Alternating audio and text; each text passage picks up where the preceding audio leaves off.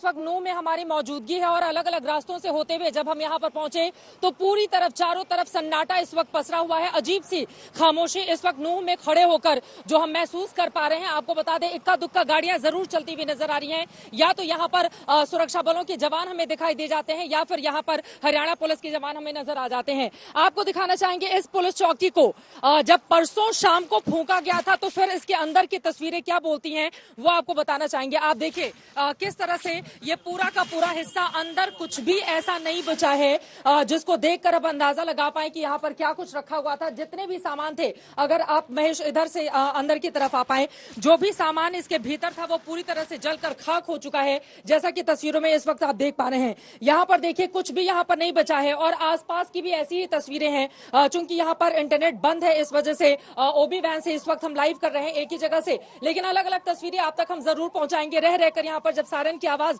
गूंजती है तो डर और दहशत का आलम यकीनन यहाँ पर पैदा हो जाता है। लेकिन इस पुलिस चौकी के भीतर पूरी के पूरे सामान को फूंक दिया गया था, इसको जलाने की कोशिश की गई थी, हालांकि बाद में आग पर काबू पाया गया। दूसरी तरफ महेश आप इधर आइए, यहाँ पर चारों तरफ जो दुकानें, यहाँ पर देखिए ये सुरक्षा बलों के जो जवान हैं, वज्र वाहन ये जा रहा है अंदर की तरफ। यहाँ से 5 किलोमीटर की दूरी पर वो जगह है, वो इलाका जहाँ पर पथराव किया गया था, यानी कि जहाँ पर ब्रजमंडल की ये यात्रा गुजर रही थी वहाँ पर पथराव किया गया था।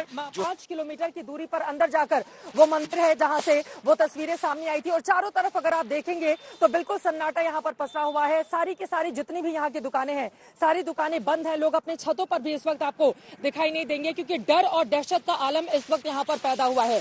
सवाल के साथ यहाँ पर जम पुलिस हंगामा हुआ था। ये पूरा किस तरह की स्थिति दो समुदायों के बीच पैदा हो सकती है, तो उसको रोकने के लिए एहतियाती कदम क्यों नहीं उठाए गए? सवाल हरियाणा सरकार से पूछे जा रहे हैं कि आखिर इतनी कोताही इस पूरे मामले में क्यों बरती गई। आपको बताते चले ये जो पूरा हिस्सा है ये मुस्लिम बहुल इलाका है, संवेदनशील काफी ज्यादा माना जाता है। यहाँ से जब यात्रा गुजर रही थी उसको लेकर एहतियाती कड़े कदम क्यों नहीं उठाए गए? और अभी तक गिरफ्तारी तो कर ली गई है, बड़ी साजिश बताई जा रही है। खुद मुख्यमंत्री मनोहर लाल की ओर से कहा गया है कि दरअसल एक बड़ी साजिश का यह हिस्सा है। तो मुख्य साजिशकर्ता कौन है, उसके गिरेबान तक आपके हाथ, पुलिस के हाथ कब पहुंचेंगे, ये बड़ा सवाल इस वक्त बना हुआ है। लेकिन यकीनन जब आप नूह के भीतर आएंगे तो एक अजीब तरह की खामोशी है, अजीब तरह की बेचैनी है और रह रहकर दोबारा यहाँ पर हिंसा भड़क ना उठे, इसको लेकर एक डर का माहौल भी यहाँ पर देखने को मिल रहा है। अंदर की तस्वीरें भी आप तक हम पहुंचाएंगे। हमने वहां का जायजा लिया है अंदर तक जाकर। आपको बताते चले कि चारों तरफ सिर्फ सन्नाटा ही है और जगह जगह जहां पर गाड़ियों में तोड़फोड़ की गई थी, गाड़ियां तो वहां से हटा ली गई हैं, जिन गाड़ियों को फूंका गया था, गाड़ियों को जलाया गया था, लेकिन अभी उनके निशान वहां पर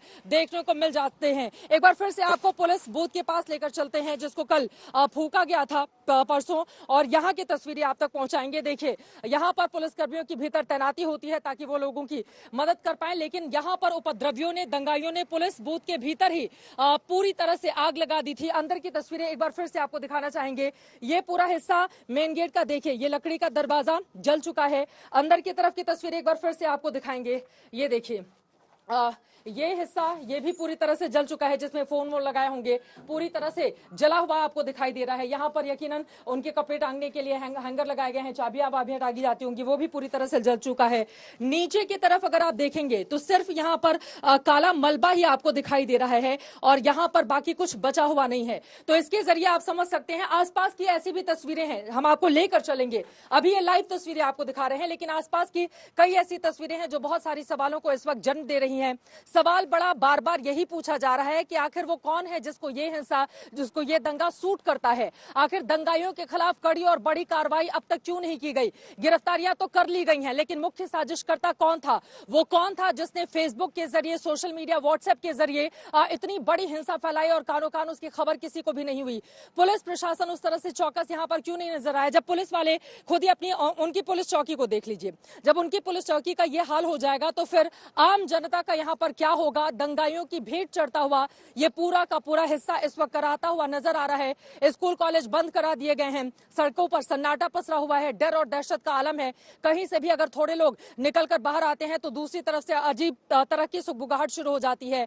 यहाँ पर इस तरह का माहौल पैदा हो गया है। इसी वजह से सवाल सरकार से बार बार पूछा जा रहा है कि कम से कम आगे आने वाले वक्त में उन दंगाइयों के खिलाफ, उपद्रवियों के खिलाफ आप कड़ी और बड़ी कार्रवाई कीजिए ताकि वो नजीर बन पाए और दोबारा इस तरह की तस्वीर तस्वीर हरियाणा तो क्या देश के दूसरे किसी हिस्से से दिखाई देने नहीं पाए। कुल मिलाकर यहाँ पर आप देख पा रहे हैं एक अजीब सी खामोशी पसरी हुई है, लेकिन रह रहकर डर और दहशत का आलम भी है।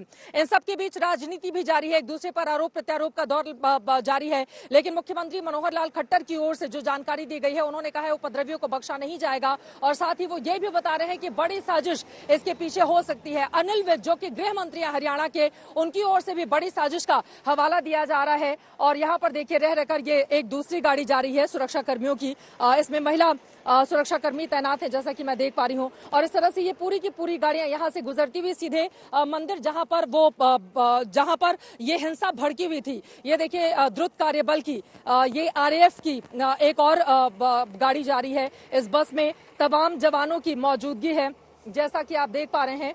और क्या हम एक बार दिखा सकते हैं तस्वीरें? एक सेकंड रुकिएगा, एक सेकंड रुकिए सर, थोड़ी सी तस्वीरें हम दिखा देते हैं अपने दर्शकों को। यहाँ पर देखिए ये सारे लोग सर, एक सेकंड रोक देंगे, एक सेकंड केवल। अच्छा ठीक है, बस यहीं बाहर से ही ये देखिए RAF के तमाम जवानों की भीतर मौजूदगी है और वो लोग अब बाहर आ जाइए। ये लोग वहीं जा रहे हैं, उस जगह पर जा रहे हैं। ठीक है, आप चले जाइए। Thank you sir. ठीक है, आप चले जाइए। ये लोग जा रहे हैं जहां पर इस वक्त बेहद संवेदनशील स्थिति है। अंदर जाने के लिए मना किया जा रहा है, इस वजह से हम उनकी बातों को इस वक्त मान लेते हैं। अंदर जाने के लिए वो मना कर रहे हैं और यहाँ पर हरियाणा पुलिस की एक और गाड़ी यहाँ से जाती हुई।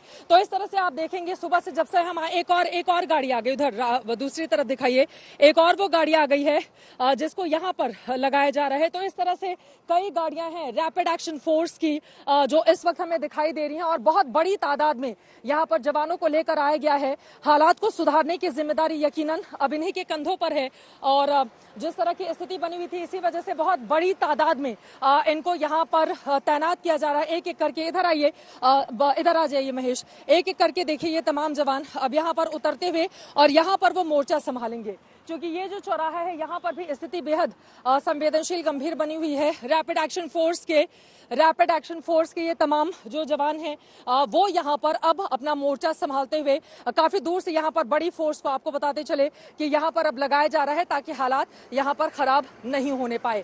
तो इस तरह से यहाँ पर सुरक्षा व्यवस्था तो अब बढ़ा दी गई है, लेकिन हालात क्यों बिगड़े सवाल अभी भी कायम है। लेकिन राजनीतिक तौर पर बयानबाजियों का दौर जारी है।